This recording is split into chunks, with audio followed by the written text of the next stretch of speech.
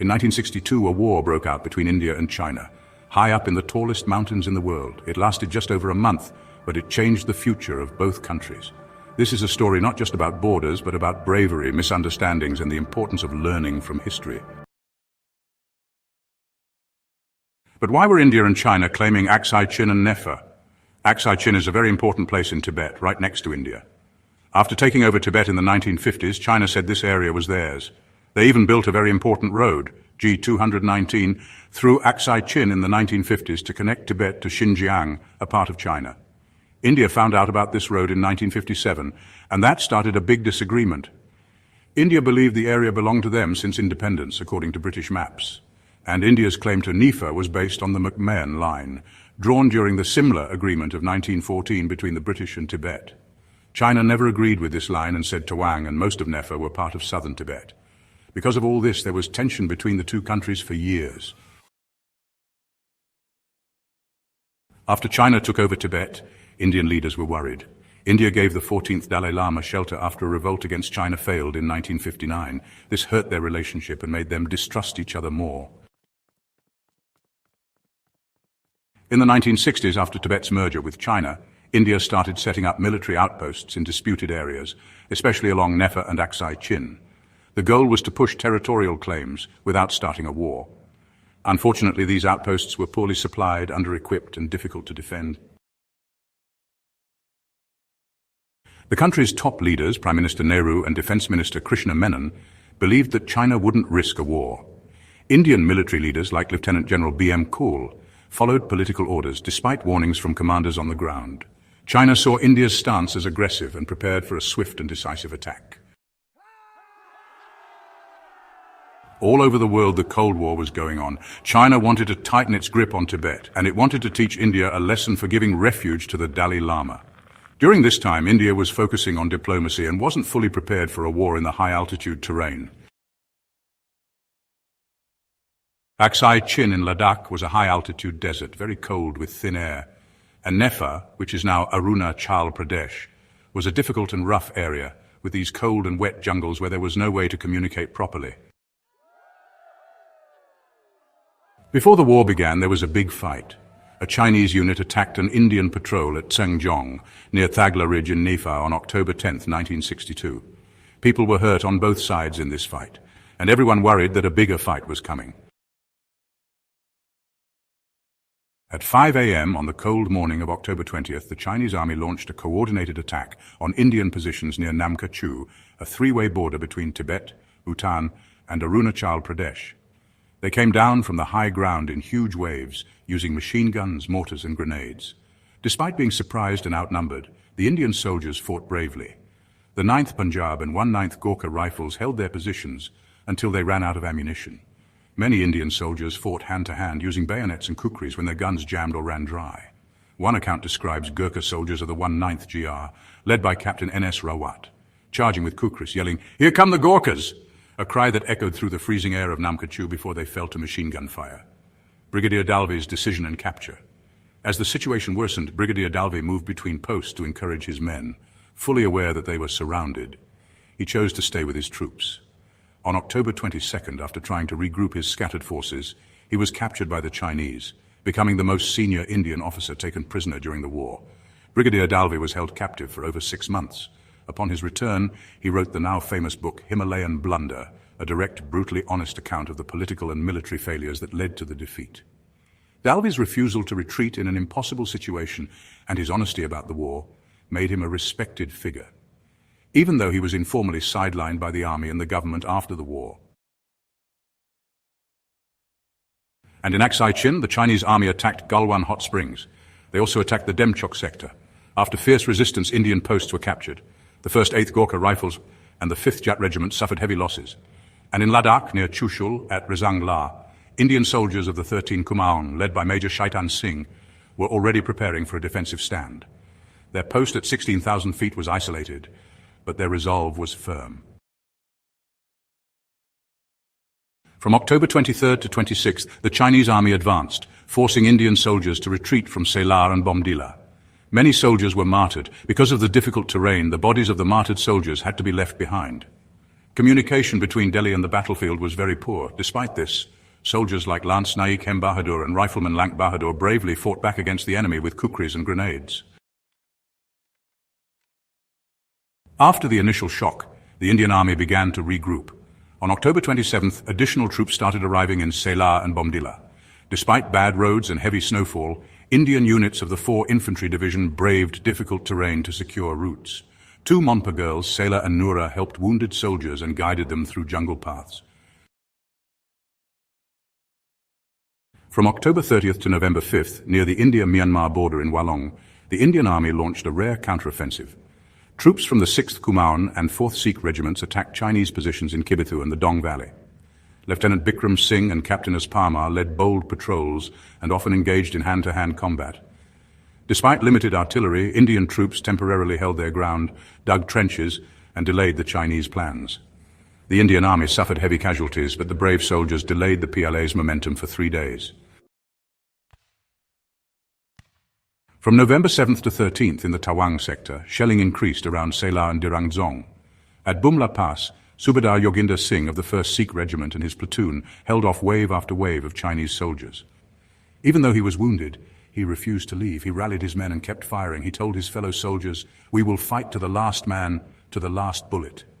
Such was his bravery. He was captured alive and died in Chinese custody. Now things were getting really bad.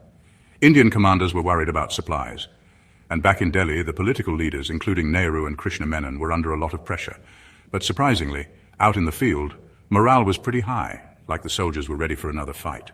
On November 14th, Nehru's birthday, China launched its second and final attack.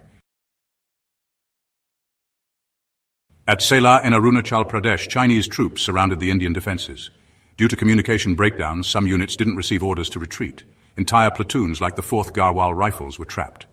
Brigadier Hoshiar Singh, commander of the Selah sector, was taken prisoner and later died in Chinese custody. In Dirang, the fighting began in the forests and ravines.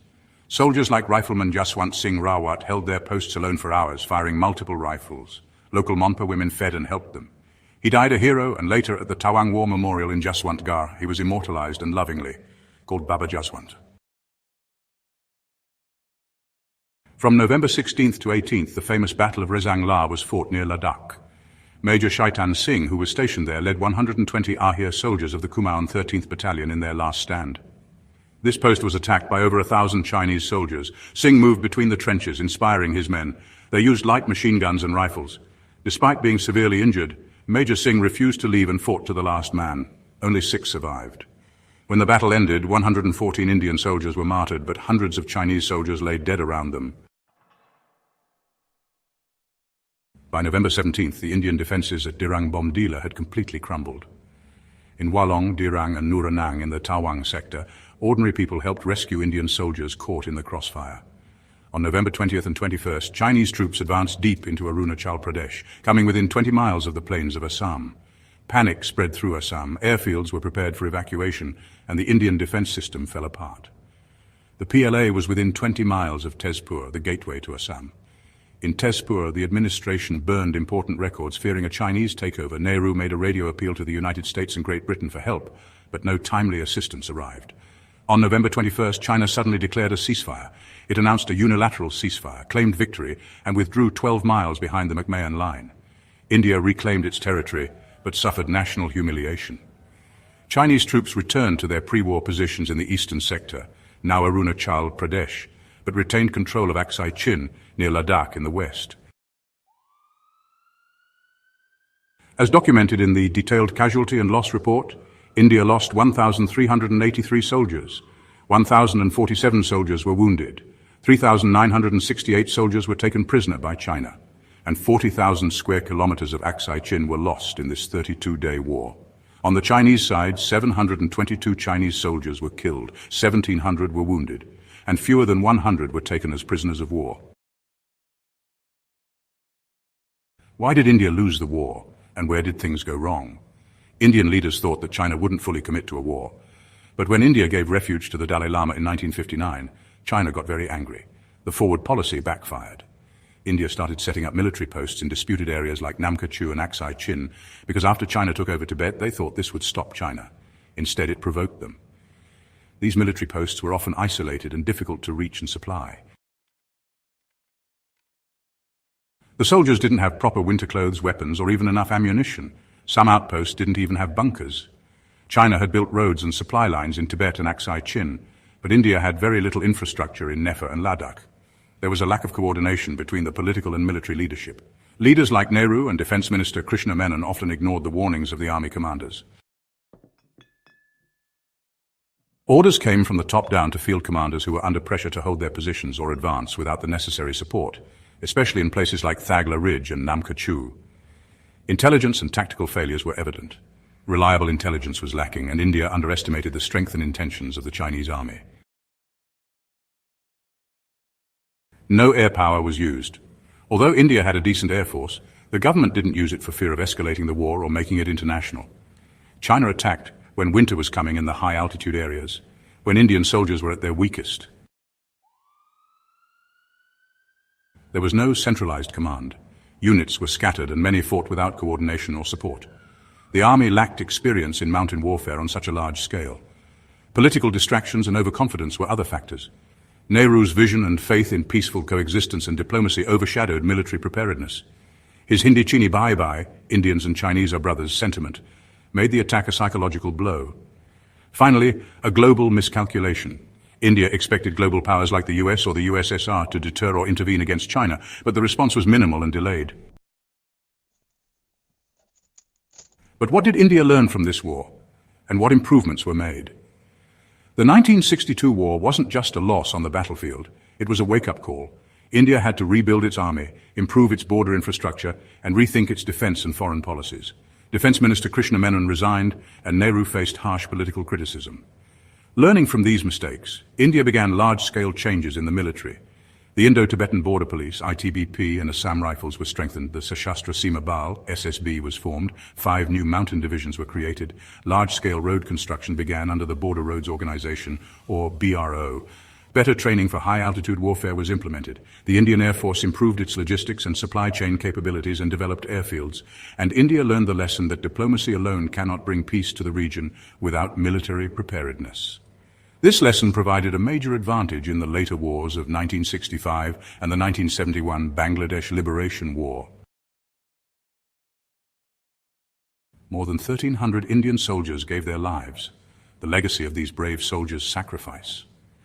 At India Gate in Delhi, at Rezang Memorial in Ladakh, and at Tawang War Memorial in Arunachal Pradesh, their bravery is remembered even today. These were the soldiers who marched on foot, slept in the snow, and never gave up, even when they had very little support. Their sacrifice taught us valuable lessons that shape India's defense today. The 1962 war wasn't a victory for India, but it was definitely a wake-up call.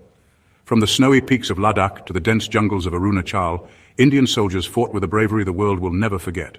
Today, remembering their bravery and sacrifice is the least we can do to honor their legacy.